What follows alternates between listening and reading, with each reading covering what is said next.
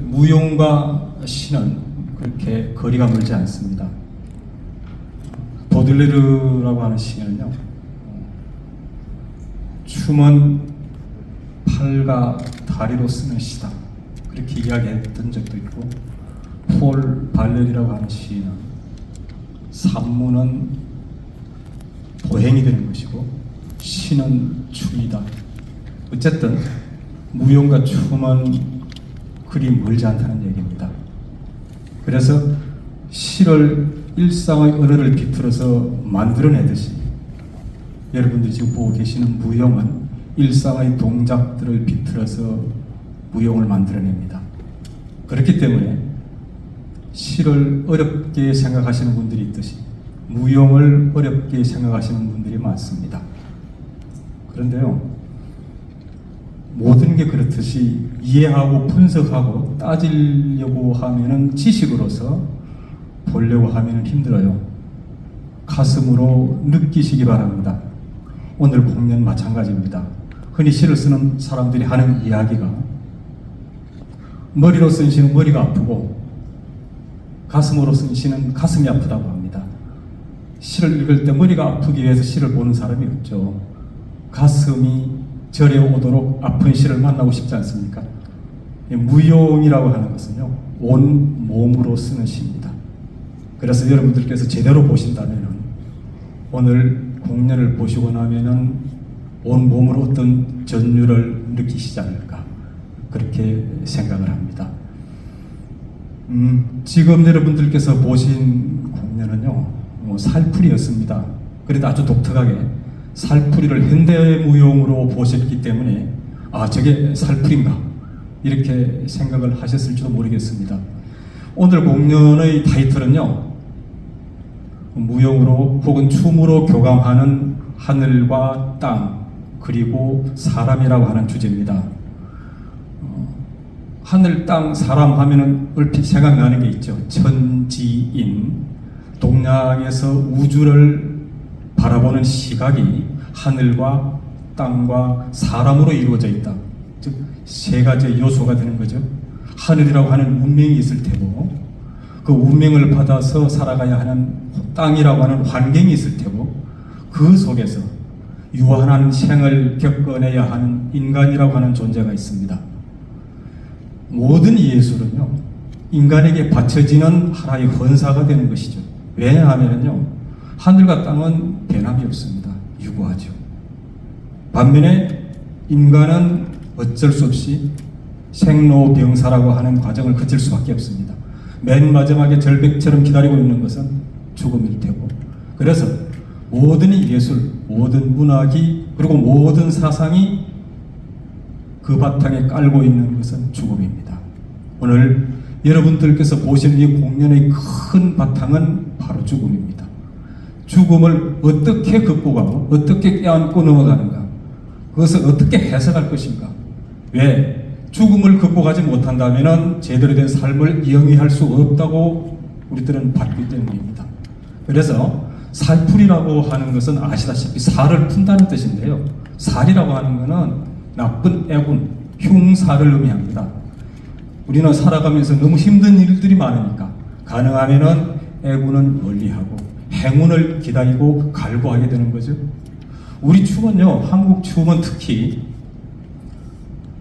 보아서 느끼는 춤이 있고 몸으로 추어서 느끼는 춤이 있어요. 보아서 느끼는 춤은 궁중무용 같은 게 해당이 된다면요, 여러분들께서 자주 접하게 되는 민속무용 같은 경우는 추워서 느끼는 춤. 지금 오늘 5개의 큰 타이틀로 10편의 창작 무용이 공연이 될 텐데요, 5개의 큰 주제 중에서 나오는 것들이 대부분 다 민속 무용의 형식을 취하고 있습니다. 무슨 뜻이냐 하면요, 민속 무용의 가장 큰 주제는 어떤 갈구, 기원이거든요. 그 기원은 뭘 기원하겠습니까? 평화롭고 행복하고 잘 살기를 바라는 거죠. 그래서 첫 번째 여러분들이 여는 무대로 보셨던 현대무용은 살풀이 현대무용 버전이었습니다. 이어서 여러분들께서 보실 무용들은 전통적인 살풀이 한국 무용으로 보시게 될 겁니다. 이어서 진도 다시레기와 진도 북춤이 이어질 겁니다. 오늘 무용의 큰 특징을 말씀드리자면 죽음과 사랑이라고 하는 큰 테마를 가지고 있고, 작은 부분에서는요 5개의 큰 주제를 안고 주제마다 현대무용과 한국무용이 차례로 공연이 된다는 점이 다른 공연과의 차별성입니다.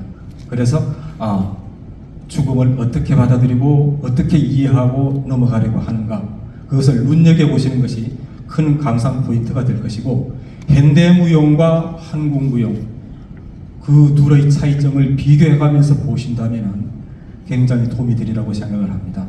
진도 다시레기는요 진도 지역에서 상가의 그 유족들, 가족들의 슬픔을 위로해주기 위해서 동네 사람들이 조상난 상가에 모여서 놀이를 펼치는 것을 진도 다시레기라고 합니다. 그것이 이제 공연화되어 가지고 있는 것이고, 진도 북춤은요 어떤 농악놀이에서 더 따듬어지고 그다음에 공연용으로서 만들어진 것이 진도 북춤입니다. 두 개의 작품을 보면은요 진도 다시레기는 유심히 보시면 뭔가 끝없이 이어지는 느낌을 받게 됩니다. 현대무용으로 진도 다시레기를 보게 될 텐데요, 뭔가 끝없이 이어지는 것, 뭐가 이어지겠습니까? 삶과 죽음이 다르지 않다, 이어져 있다는 것을 느끼게 되실 겁니다. 유심히 보시면은. 그리고 진도 북춤은요 북소리에 어울려서 북채를 치고 있는 두 손의 그 율동, 그리고 군무가 이루는 질서, 그것들이 이루는 조화, 이런 것들을 통해서 또 다른 어떤 힘, 그리고 흥, 그리고 한, 이런 것을 같이 느낄 수 있지 않을까 생각을 합니다. 무대에 이어서 보시겠습니다.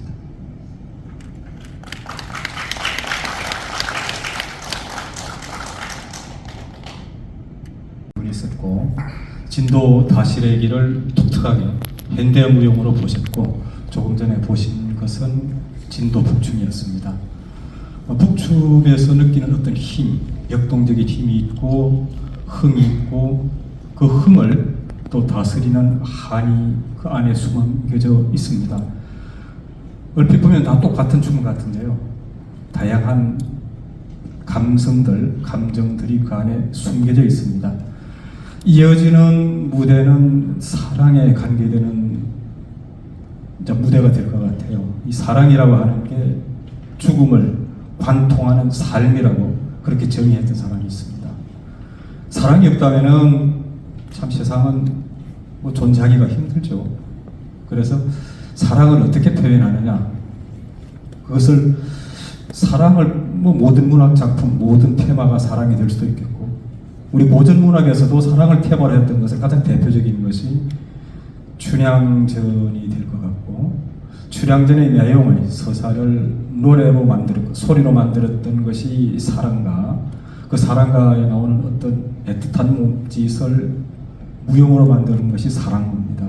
그래서 그것을 다시 장장무용으로 이렇게 만들어서 여러분들에게 이제 펼쳐 보일 텐데요, 사랑의 기쁨을 노래하는 것보다는 사랑의 슬픔을 이야기할 때가 더 지독한 사랑을 느낄 때가 많아요. 왜 그러냐 하면요, 사랑은 아주 짧은 순간에 환희를 느끼겠지만 더 긴 순간에 번민과 아픔을 겪어야 되기 때문에 그렇습니다.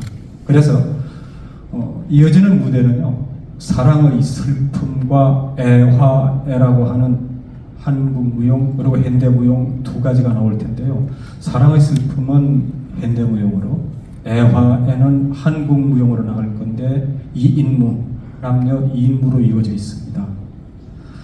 잘 보시면은 아시겠지만은 어떤 사랑이 주는 아픔들 어떻게 표현하고 있는지 잘 보시면 좋겠고, 이어서 이어지는 무대는 역시 사랑을 테마로 했는데 좀 더 깊이 있게 들어갑니다.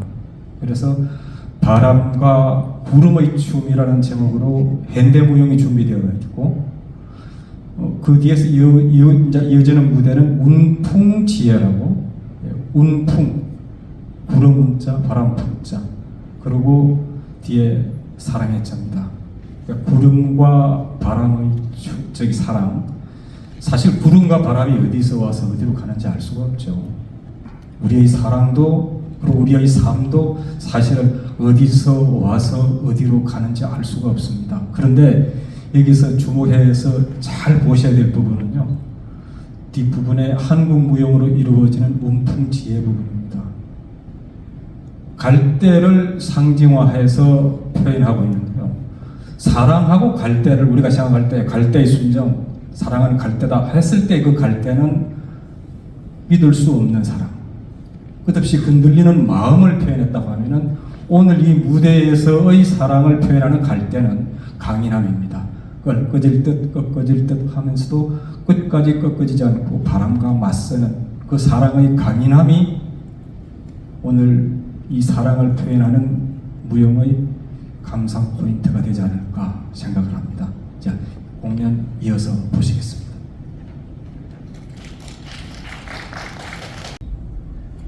바람과 구름의 춤이었고요.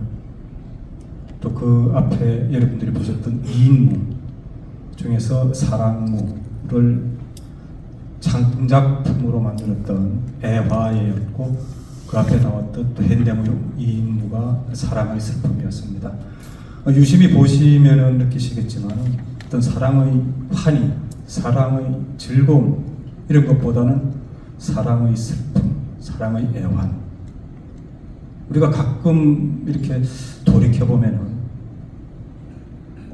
지금까지 살아오면서 내가 계획하고 내가 생각하고 내가 준비했던 대로 살아왔던가, 어떤 큰 틀에서 주어진 운명을 따라서 사라진 게 아닌가 하는 그런 느낌을 받을 때가 많잖아요. 그래서 인생을 살면서 살수록 내 의지대로 할 수 있는 것은 별로 없는 것 같다, 어떤 운명론자가 되어가는 그런 느낌이 많이 들 때가 있습니다. 여러분들을 여기까지 살아오게 했던 것도 어떤 사랑의 힘일 테고, 그 돌개 같은 20대의 사랑이 여러분들을 이렇게 데려다 놓았습니다. 지금 보신 사랑을 테마로 했던 작품들은 사랑의 질서정연한 모습이 아니라 알 수 없는 모습들이었습니다. 우리가 오랫동안 무용을 보는데 무용이 그 무용인 것 같고, 학교 다닐 때도 여러분들께서 무용에 대해서 특별하게 공부하지 않는 이상은 무용에 대해서 사전 지식을 갖추고 있지 못합니다. 그런데 우리가 알고 있는 현대시에서 무용에 관한 혹은 춤에 관한 작품들이 별로 없어요. 거의 유일하게 있다면 여러분들이 학창 시절에 보았던 조지훈 시인의 승무정도 혹시 기억나시나요? 네. 얇은 사 하얀 꽃가를 고이 접어서 나빌래라, 파르라니 깎은 머리 박사 꽃가래 감추고 두 볼에 흐르는 빛이 정작으로 고와서 서러워라, 빈대의 황초불이 말없이 녹는 밤에 오동잎 잎새마다 달이 지는데, 소매는 길어서 하늘은 넓고 돌아설 듯 날아가며 사뿐히 접어올린 외시 보석이요. 앞부분입니다. 그런데 돌아설 듯 날아가며 사뿐히 접어올린 외시 보석, 어떤 그 모습이 저는 아직도 우리 춤의 어떤 전형으로, 이거는 이 시는 승부를 테마로 했지만 이 시가 발표됐던 게 1939년이었거든요. 그런데 신무용이라고, 우리가 무용을 나눌 때 궁중무용, 그다음에 민속무용, 그다음에 굿이라든지 불교라든지 하는 어떤 종교적인 테마로 다루는 의식적인 무용, 의식무, 그 다음에 1920년을 전후해서 발달하기 시작했던 신무용이 있어요. 신무용이라고 하는 바로 여러분들이 보시는 것처럼 무대가 있고 객석이 있는 서양화된 무용을 우리가 말하는데요. 아마 조지훈 시인이 승무를 쓸 때만 해도 신무용이 정착되기 이전이었기 때문에 절마당에서 추는 승무를 보고 형상화시키지 않았을까. 빼어난 언어를 가지고 빼어난 춤을 묘사한 절창으로 여러분들이 아직도 알고 있습니다. 자, 마지막으로 여러분들께서 보실 작품들은요, 죽음을 맞이하면서 보내는 겁니다. 죽음을 어떻게 보내느냐, 이건 늘 과제지요. 늘 숙제이기도 하고. 그래서 테마 오브 하늘, 땅, 사람이라고 하는 현대무용 작품이 있고요. 그리고 하늘로 가는 길이라고 하는 한국무용 작품이 있습니다. 테마 오브 하늘 땅 사람은 아마 사람에 대한 혹은 인간에 대한 연민, 저는 그렇게 이해를 하고 있거든요. 이 연민이라는 말이 참 중요해요. 귀합니다. 이 연민이라고 하는 건 뭐라고 설명될 수 없는 아픔이죠. 그래서 그 연민이 밑바탕에 진하게 깔려가지고 있습니다. 그리고 현대 무용이 끝나고 나면요, 한국 무용으로 하늘 가는 길, 말 그대로 사람은 땅에 묻히지만 우리의 영혼은 하늘나라로 갈 거라고 하는 그런 바람을 갖고 있죠. 그런데 하늘로 가는 길이 무겁지는 않습니다. 굉장히 밝고 환하죠. 우리는 슬퍼도 슬퍼하지 않고 슬픔을 승화시키는 어떤 지혜를 가지고 있어요.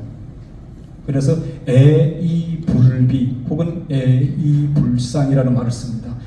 슬프다는 소리죠. 애이불비, 슬퍼도 비탄에 빠지지 않고, 애이불상, 슬퍼도 상심에 젖어들지 않고 그것을 넘어설 수 있는 또 다른 힘을 가진다는 얘기입니다. 자, 마지막으로 여러분들께서 이 작품들을 눈여겨 잘 보시면요, 죽음을 통해서 더 큰 삶의 지혜를 얻을 수 있지 않을까 그렇게 생각합니다. 이어서 보시겠습니다.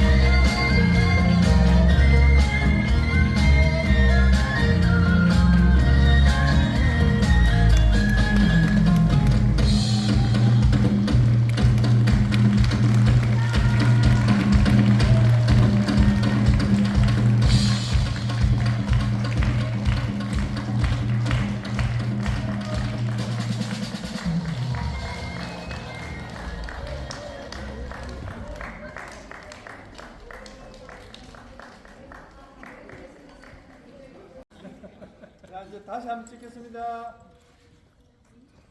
하나, 둘, 셋. 예, 감사합니다. 감사합니다.